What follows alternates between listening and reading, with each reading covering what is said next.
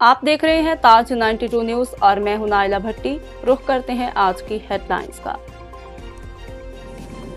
इमाम हुसैन अलैहिस्सलाम ने अमर बिल मारूफ और अनिल मुनकर करने के लिए मैदान करबला में आए थे। इमाम हुसैन अलैहिस्सलाम ने फ़कत अमल की बात नहीं की और फ़कत बुराइयों की निशानदही नहीं की थी, बल्कि अमल में खलूस की बात की और मुजस्मा बुराइयों के खिलाफ आवाज़ हक बुलंद किया ताकि माशरे की इस्लाह हो सके।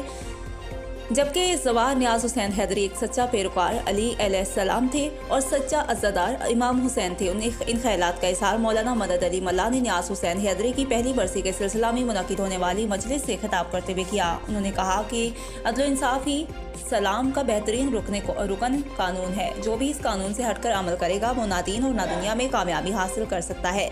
नमाज इंसान को बुराइयों से रोकती है। जो लोग अल्लाह के अहकामात और इमाम हुसैन अलैहिस्सलाम पर अमल करेगा वो दीन और दुनिया में कामयाबी की मंजिल हासिल कर सकेगा।